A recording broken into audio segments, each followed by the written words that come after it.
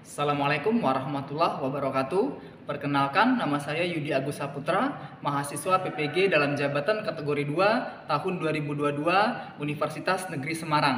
Saya akan melaksanakan praktek pembelajaran aksi pertama saya dengan menggunakan metode problem based learning moda luring. Selamat menyaksikan.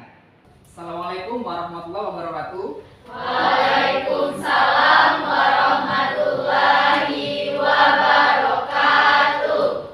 Apa kabar anak-anak Bapak? Alhamdulillah sehat. Alhamdulillah, karena memang nikmat sehat itu adalah nikmat yang luar biasa. Sehingga dengan kesehatan kita bisa masih melaksanakan kegiatan kita belajar mata pelajaran. Saatnya jam kelima dimulai. It's time to begin the fifth lesson. Sebelum kita memulai aktivitas kita pada siang hari ini, silakan dipimpin doa terlebih dahulu kepada Erpa. Dipersilakan mimpin doa. Baiklah teman-teman, sebelum kita memulai pelajaran kita hari ini, marilah kita berdoa sama-sama. Berdoa mulai. Berdoa selesai. Kita absen terlebih dahulu ya nak ya. Ya. Siapa yang hari ini tidak hadir? Sinjo. Sinjo sakit. Belum memasuki materi pembelajaran hari ini tentang teori asam dan basa, kita yel-yel terlebih dahulu ya, supaya kita tidak mengantuk, karena di jam siang ini sangat rawan sekali untuk mengantuk. Belajar Pancasila, beriman dan bertakwa pada Tuhan yang Esa dan berakhlak mulia, berkebinekaan global, gotong royong mandiri, kreatif dan bernalar kritis. Adakah yang masih ingat mengenai pembelajaran kita yang lalu tentang konsep ionisasi? Masih. Ya, silakan Erpa, apa itu konsep ionisasi yang disampaikan minggu kemarin yang telah kita bahas? Baiklah, di sini saya akan menjelaskan tentang konsep ionisasi. Konsep ionisasi ini terdiri atas dua, yaitu asam dan basa. Asam terdiri asam kuat dan asam lemah, sedangkan basa terdiri basa kuat dan basa lemah. Asam kuat akan terionisasi sempurna, sedangkan asam lemah terionisasi sebagian. Begitu pula dengan basa. Terima kasih. Baik, terima kasih. Berarti masih ingat ya. Sekarang Bapak tanya untuk senyawa yang terionisasi. Ada yang bisa contohkan untuk senyawa asam? Benar ya apa yang ditulis sama teman-temannya, bahwa kalau asam terionisasi, asam HCl ini menghasilkan H+ dan sedangkan NaOH itu Na+ sama OH-. sedangkan terionisasi menjadi Na+ tambah OH- dari senyawa NaOH. Nah, berarti kalian sudah paham semua, sudah bisa membedakan dan sudah bisa menguraikan konsep dari ionisasi. Nah, untuk saat ini karena kalian sudah paham pembelajaran minggu lalu, kita lanjutkan ke pembelajaran materi baru kita mengenai teori asam dan basa ya. Di dalam pembelajaran kita pada hari ini, adapun indikator pencapaian kompetensinya, yang pertama itu menganalisis zat yang bersifat asam dan basa dalam kehidupan sehari-hari. Yang kedua, menganalisis perbedaan teori asam basa Arrhenius, asam basa Lewis dan Bronsted-Lowry ya. Adapun tujuannya, yang pertama itu peserta didik mampu menganalisis zat yang bersifat asam dan basa yang berada di lingkungan sekitar kalian. Yang kedua, peserta didik mampu membedakan teori asam dan basa Arrhenius, Lewis dan Bronsted-Lowry. Yang ketiga, peserta didik mampu mempresentasikan hasil analisa asam dan basanya. Ini gambar apa? Sakit perut. Yang dia megang perut. Tetapi dia itu dalam kondisi apa? Ada gambar apa di sana? Lambung. Nah, lambungnya ini ada merah-merahnya. Berarti dia lagi apa? Lagi sakit apa ini? Sakit asam lambung atau MA ya. Nah, dari gambar ini nanti kalian akan menganalisa atau berdiskusi mengapa seseorang itu bisa didiagnosa terkena penyakit MA. Nah, bagaimana hubungan antara penyakit MA dengan teori asam dan basa, ya? Tuh. Kemudian, nah, gambar ini kalian tahu itu? Coba lihat ke depan. Ada apa di depan? Ini apa? Asam basa. Ini Asam basa. ini Salut. ini Jeruk. ini. Milana. Nah, nanti dari kedua gambar ini, yang pertama dan kedua ini, nanti silakan didiskusikan kepada kelompok masing-masing, ya. Kelompoknya sudah Bapak bagi tadi malam dan sudah duduk berdasarkan kelompok masing-masing. Oke, lakukan analisis sederhana mana yang bersifat asam ataupun basa. Nah, bagaimana ciri-ciri atau sifat suatu zat atau suatu senyawa itu bersifat asam atau basa. Ya, silakan didiskusikan.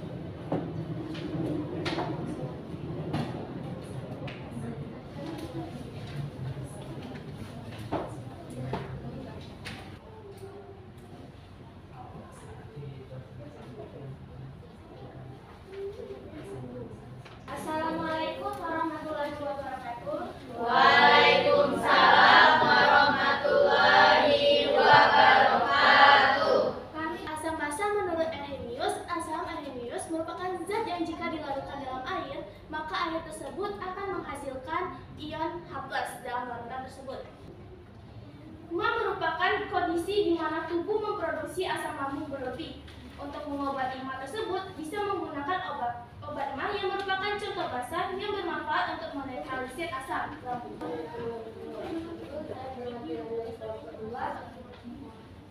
Saya ingin menanyakan, larutan basa bisa menetralkan asam? Apakah larutan asam bisa menetralkan basa? Dan apa yang dihasilkan dari larutan tersebut? Larutan basa sering direaksikan dengan larutan asam, sehingga senyawa yang dihasilkan menjadi netral. Larutan basa akan menetralkan larutan asam yang membentuk air atau H2 serta garam. Terima kasih kepada kelompok 1 sampai kelompok 6 sudah mempresentasikan hasil diskusi yang kalian dapatkan. Untuk sekarang Bapak akan memaparkan tentang teori asam dan basa. Oke, tadi sudah kalian diskusikan menurut kalian masing-masing dan sudah bisa memahami apa itu asam dan basa, kemudian siapa yang mengemukakan ada berapa ilmuwan, kemudian pada aplikasinya dalam kehidupan kita sehari-hari, contohnya apa sudah tadi dibahas. Coba perhatikan ke depan, ini ada gambar skala pH. Ya, gambar ini menunjukkan bahwa apabila suatu larutan atau suatu zat memiliki pH kurang dari 7. Kurang dari 7 berarti 7 ke bawah berarti asam. Kemudian kalau ada angka 7 berarti dia pH-nya netral. Kalau suatu senyawa atau suatu zat itu pH-nya menunjukkan 7 atau di angka 7 berarti senyawa tersebut bersifat netral. Nah, kalau dia lebih dari 7 berarti dia bersifat basa. Ada 3 teori yang mengemukakan tentang asam dan basa. Nah, yang mana kalau teori asam basa Arrhenius dia itu menyatakan bahwa dia menghasilkan ion H+ dalam larutannya, kalau dia basa menghasilkan ion OH-. Itu menurut Arrhenius. Menurut Bronsted-Lowry itu kalau asam dia donor proton, kalau basa dia akseptor proton. Kalau menurut Lewis dia itu kalau asam akseptor pasangan elektron bebas, kemudian kalau basa donor PEB. Nah, kelemahan teori asam basa tadi sudah disampaikan juga sama kelompoknya bahwa kalau Arrhenius ini dia memiliki kelemahan, dia khusus apabila pelarutnya air. Jadi kalau pelarutnya bukan air, berarti teori Arrhenius ini tidak bisa digunakan. Seperti itu ya. Dalam kehidupan kita sehari-hari, kalau orang terkena MA, berarti lambung kita dalam keadaan asam. Nah, hubungannya dengan teori asam dan basa, berarti kalau dia lambungnya asam, dia akan memiliki pH di bawah 7. Nah, untuk menetralkannya, makanya dikasih OH, yaitu basa. Sekarang Bapak mau bertanya kepada Rika. Nah, Rika, tadi berdasarkan diskusi kelompok yang telah kita sampaikan dan teori yang sudah Bapak jelaskan tadi, ada berapa orang ilmuwan yang mengemukakan tentang teori asam dan basa?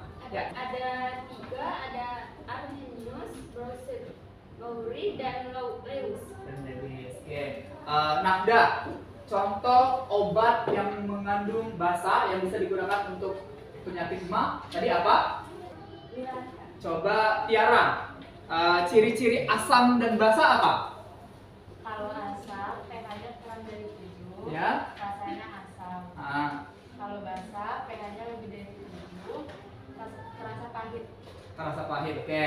Kata Tiara, kalau dia asam itu ciri-cirinya bersifat asam.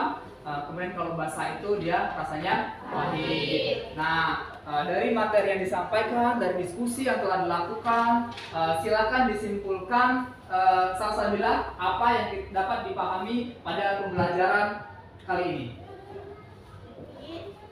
Jadi teori asam basa itu terbagi menjadi 3. Ada teori asam basa Arrhenius, teori asam basa Brochet-Lowry, dan teori asam basa Lewis. Menurut Arrhenius, asam itu menghasilkan ion H+ dalam larutannya, sedangkan basa itu menghasilkan ion OH- dalam larutannya. Asam basa Brochet-Lowry itu asamnya itu mendonor proton atau H+, sedangkan basanya itu akseptor proton atau H+. Sedangkan menurut asam basa Lewis itu asamnya sebagai akseptor pasangan elektron bebas, sedangkan basanya donor PeB.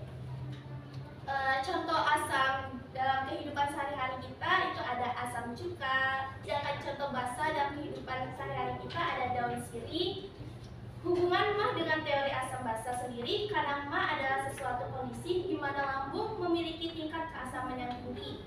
Kondisi tersebut memerlukan basa karena akan menetralkan asam lambung. Baiklah, terima kasih. Itu saja kesimpulan dari saya. Baik, terima kasih Salsabila sudah menyimpulkan. Jadi untuk pembelajaran kita hari ini kita tahu contoh-contoh asam dan basa dalam kehidupan kita sehari-hari. Kita tahu juga hubungan penyakit ma dengan teori asam dan basa. Untuk minggu depan kita akan membahas tentang perhitungan pH. Jadi nanti setelah kita belajar teori asam dan basanya, nah kalau di pelajaran teori asam basa ini kita hanya bisa melihat suatu senyawa itu asam atau basa golongannya, sedangkan kita tidak tahu, tidak bisa mengukur atau menghitung pH-nya. Nah, untuk minggu depan kita akan menghitung atau belajar menghitung pH suatu senyawa atau suatu larutan. Baik, ada pertanyaan tidak? Nah, untuk hari ini Bapak cukupkan, lebih dan kurang Bapak mohon maaf. Sebelum Bapak tutup, silakan dipimpin doa terlebih dahulu kepada ketua kelas. Silakan dipimpin doanya. Untuk mengakhiri pelajaran kali ini, marilah kita berdoa. Berdoa mulai. Doa selesai. Terima kasih untuk hari ini, nak ya. Kita ketemu lagi di pertemuan berikutnya mengenai materi perhitungan pH. Ya, silakan nanti dibuka bukunya, dicari referensinya mengenai perhitungan pH. Kemudian untuk hari ini LKPD-nya silakan dilengkapi. Kemudian nanti silakan lakukan login di e-learning untuk mengerjakan kuis yang telah kita pelajari pada hari ini, materi yang kita pelajari hari ini. Oke, sudah selesai? Sudah. Baik, kalau sudah selesai, gimana hasilnya? Bisa menjawab? Bisa. Ada yang benar semua? Ada. Baik, untuk pembelajaran hari ini Bapak tutup dan kurang mohon maaf. Assalamualaikum warahmatullahi wabarakatuh dan sampai jumpa di pertemuan berikutnya di perhitungan pH. Waalaikumsalam warahmatullahi